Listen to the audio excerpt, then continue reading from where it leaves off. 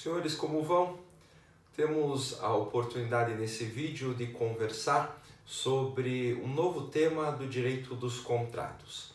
Em especial, eu queria tratar agora sobre a formação dos contratos. Especialmente em que momento nós podemos considerar que um contrato passa a existir entre duas ou mais pessoas?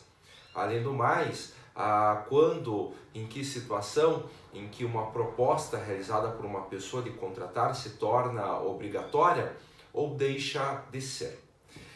Nesse raciocínio, ou para construirmos essa ideia, temos que partir do conceito de que o contrato, na verdade, é um processo.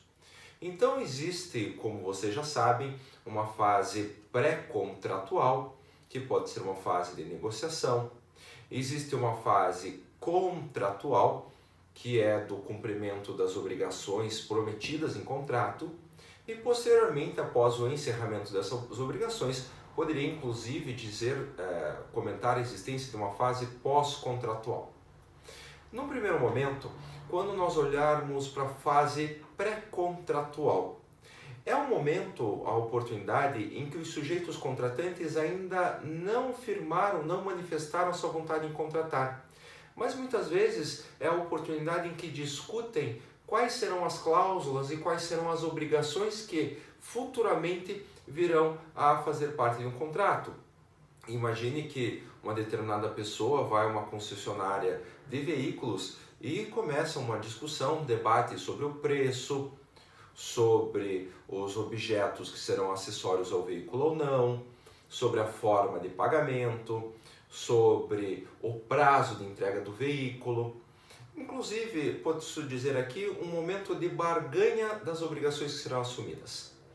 Esse primeiro momento, essa primeira etapa de negociação, de debate, nós chamaremos tecnicamente de fase de pontuação. Essa fase de pontuação, que é uma fase de negociações preliminares, ela tem uma característica especial. Nada do que for barganhado, do que for sugerido pelos sujeitos durante esses debates, necessariamente lhes vincula de maneira jurídica obrigacional. Em outras palavras, nessa fase de pontuação de negociações preliminares, o que as partes manifestam sua vontade é uma especulação. Na medida em que não é porque um determinado sujeito sugere pagar uma obrigação em 5, 6, 7 parcelas, que a outra parte obrigatoriamente ou tem a autorização de entender que aquilo se trata de uma promessa irrefutável. Antes do contrato não existe vínculo jurídico, o que somente virá a existir a partir de um outro momento. A partir do momento, ou depois que nós temos a fase de pontuação, um dos sujeitos que está em negociação efetivamente faz uma proposta. Proposta de contratar é a manifestação de vontade. Uma manifestação de vontade que é, de certa forma, que não deixa dúvida no sentido do que o sujeito quer realizar um contrato. É como se fosse lá na concessionária de veículos, depois das discussões, uma proposta, uma manifestação no seguinte sentido: pronto, então eu compro esse carro por 80 mil reais, me vende? A partir do momento em que eu tenho essa manifestação de vontade dos sujeitos, essa manifestação é chamada de oferta, de proposta. E nós deixamos de estar na fase de pontuação para adentrarmos a um outro momento desse processo contratual, que é chamada de fase de policitação. A policitação, por excelência, é a formação do contrato.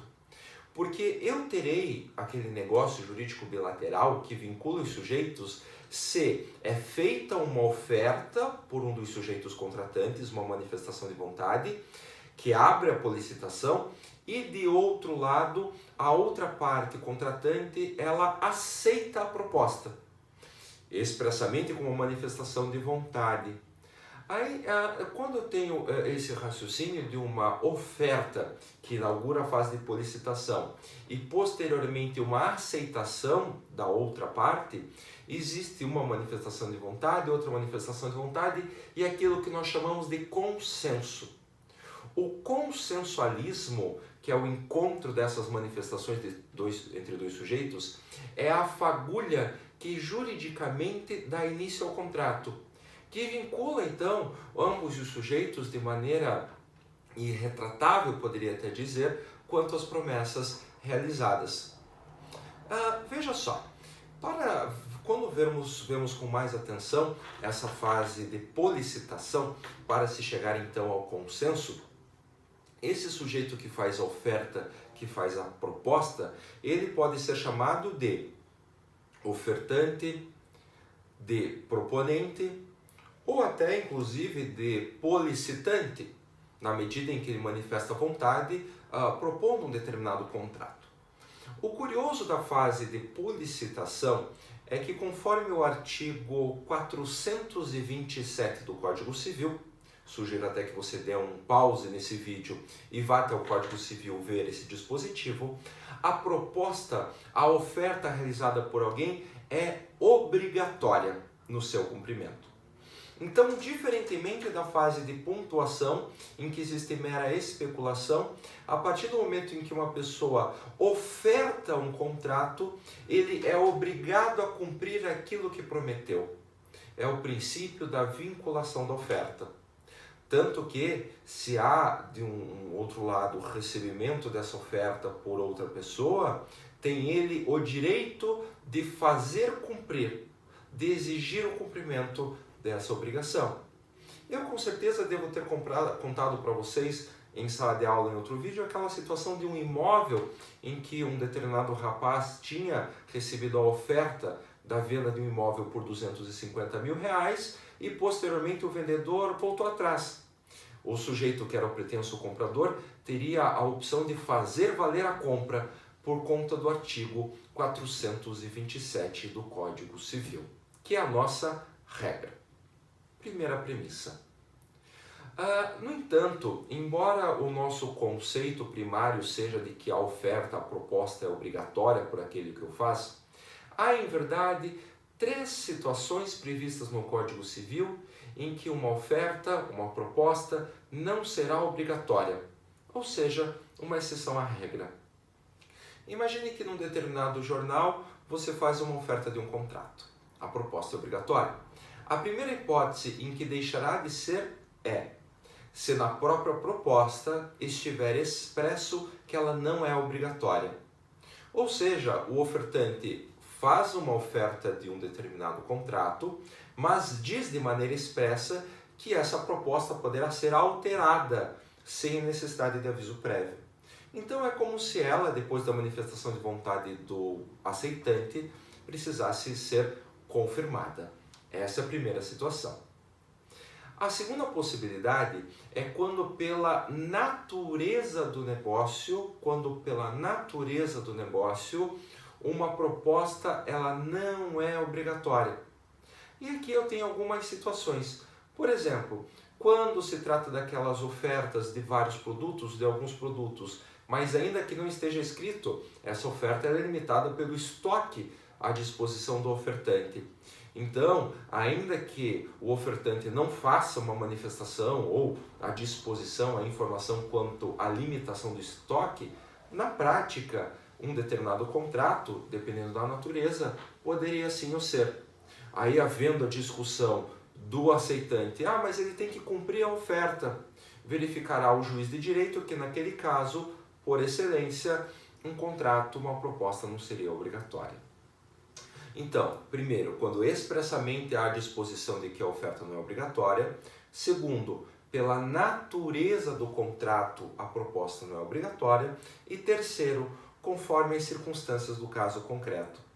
É interessante que essa terceira possibilidade é um dispositivo que dá grande margem ao juiz de direito, por exemplo, para a aplicação da boa-fé objetiva.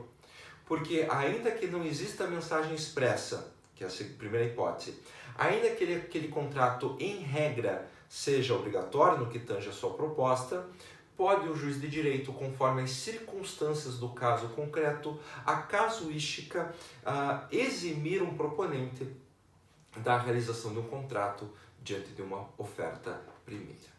Então são essas 3 situações que excepcionam o artigo 427 do Código Civil.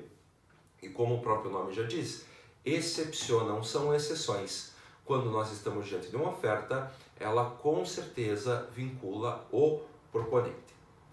A partir do momento em que essa proposta é realizada, a bola passa ao outro sujeito, que é chamado de aceitante, ou também de oblato. Mas isso eu vou contar para vocês no próximo vídeo. Até daqui a pouco.